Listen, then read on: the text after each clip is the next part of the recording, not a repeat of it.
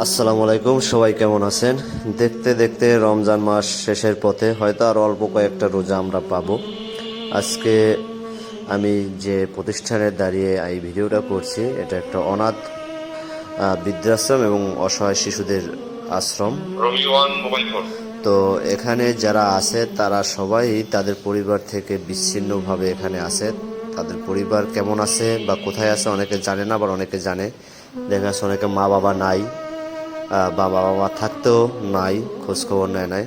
সেই সমস্ত শিশুরাই এখানে বড় হয়, এখান থেকে শিক্ষা গ্রহণ করে, নানান প্রতিষ্ঠানে পরবর্তীতে চাকরি করে বা ব্যবসা করে বা ভালো প্রতিষ্ঠিত কোনো একটা প্রতিষ্ঠানে কাজ করে, নিজেদের জীবন জীবিকা নির্বাহ করে।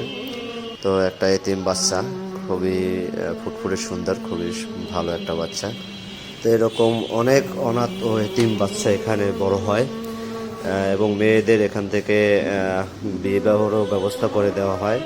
তো আপনার আশেপাশে যদি অসহায় কোনো বাচ্চা বা এতিম বাচ্চা থাকে যারা পড়াশোনা করতে পারতেছে না, তাদের জীবন জীবিকা নির্বাহ করতে পারতেছে না, তারা যোগাযোগ করতে পারেন এই সমস্ত সংস্থার সাথে। তারা বিনা টাকা পয়সায় ছেলে মেয়েদের মানুষের মতো মানুষ করে তুলবে।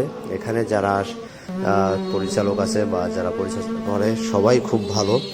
তারা আমরা এখানে আছি রক্তদানের অপেক্ষায়। আরবি এই সংস্থার মাধ্যমে আমরা আজকে ইফতার মাহফিল করলাম ওদের সাথে, খুবই ভালো লাগলো। সবাই দোয়া করবেন। আসসালাম।